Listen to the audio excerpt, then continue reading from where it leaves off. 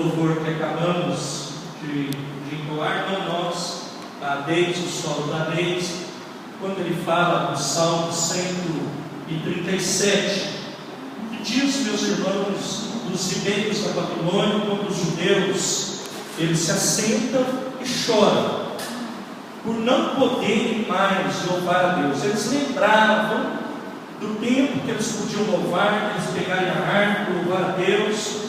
Aí eu até falei, brinquei com o presbítero Marcelo, falei, presbítero, quantos têm deixado essa harpa pendurada no salgueiro?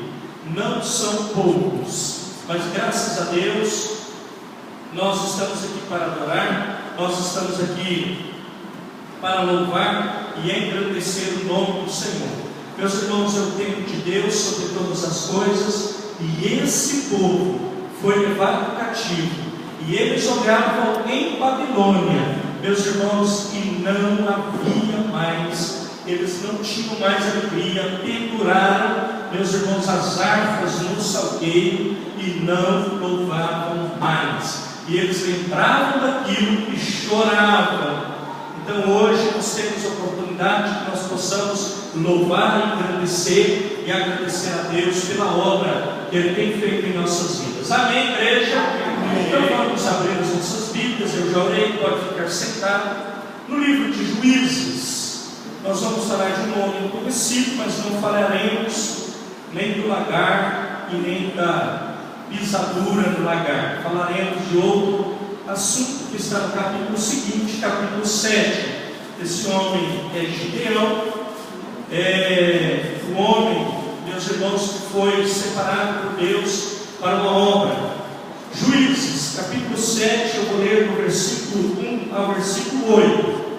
Então, Jerubaal, que é Gideão, se levantou de madrugada e todo o povo que com ele havia, e se acamparam junto à fonte de Harode, de maneira que tinham o arraial dos midianitas para o norte e pelo outeiro de Moré no vale.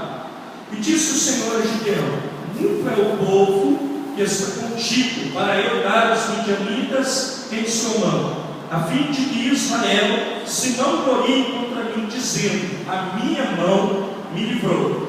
Agora, pois, apregou-a aos ouvidos do povo, dizendo: quem for covarde, medroso, volte apressadamente das montanhas de Gileade. Então voltaram o povo 22.000, e 10.000 ficaram.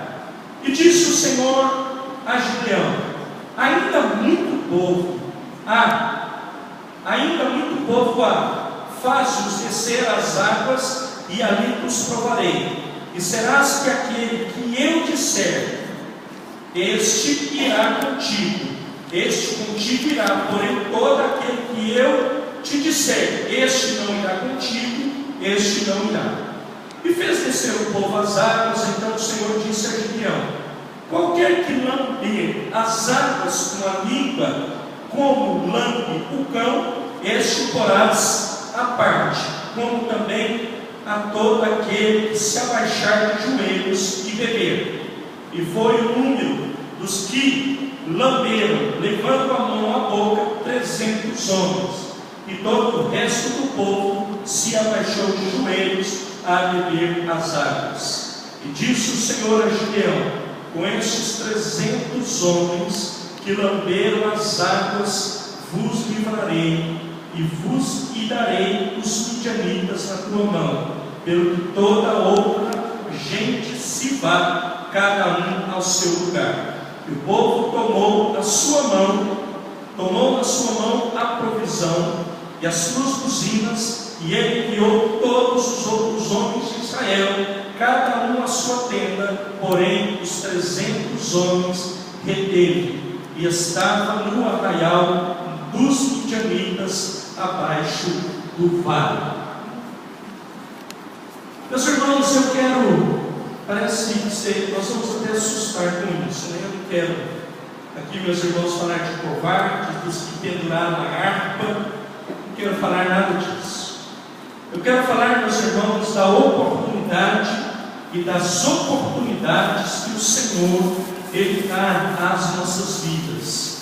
Eu quero falar, meus irmãos, da oportunidade que o Senhor deu a estes, meus irmãos valentes de Gideão, deu a Gideão a possibilidade, meus irmãos, de poder cumprir a vontade do Senhor e o seu ministério na face da terra. Meus irmãos, nós lemos no capítulo 6, eu quero fazer esse breve comentário. Então, meus irmãos, eu quero falar sobre oportunidade. No capítulo 6, os midianitas, eles oprimem e ameaçam o povo de Deus, o Israel de Deus. O Senhor, então, meus irmãos, muitas vezes a gente acha que as coisas sobre o povo de Deus, elas continuam e vão continuar. Meus irmãos, não é bem assim. Vai chegar um tempo da tua vida, vai chegar um tempo da minha vida, que Deus, meus irmãos, Ele tem pleiteado a nossa causa. Não que Ele te abandona, não que Ele te abandonou, não que Ele abandonou o Gideão, não que Ele deixou qualquer um dos seus filhos, e Ele também não abandonou os seus filhos. E Ele então, meus irmãos, Ele olha para aquele povo afligido, para um povo ameaçado, e aí, meus irmãos, Ele derruba o altar de Baal e proclama todos que lutarão por Israel. Então Gideão, ele é usado no capítulo 6 para fazer essa obra, meus irmãos, em nossas vidas, para fazer a obra sobre o povo de Deus, para ser usado na presença do Senhor. Ele se coloca dessa forma. A questão, meus irmãos, é que nós muitas vezes não enxergamos isso. Nós não enxergamos, meus irmãos, o nosso chamado como uma oportunidade.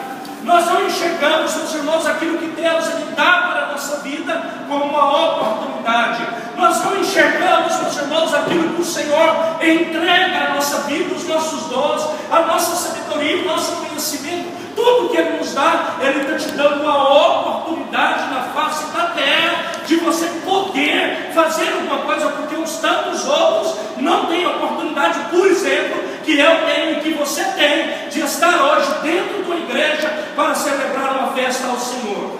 Então, meus irmãos, nós devemos enxergar isso em nossa vida como uma oportunidade dada por Deus, dada pelo Senhor para a minha vida, para as nossas vidas e para a igreja. Nós olhamos para tudo, meus irmãos, e pensamos que é obra do acaso, é porque é o machismo, é porque é isso, é porque é aquilo. Querido, querida, Deus não é o Deus do acaso. Ele é o Deus que é um Deus objetivo sobre a tua vida, sobre a minha vida. A palavra dele é uma só, a direção é uma só. Meus irmãos, Ele dá a direção e nós devemos seguir, e Ele vai nos abençoar nessa direção. E Gideão, meus irmãos, poderia ter feito umas tantas coisas.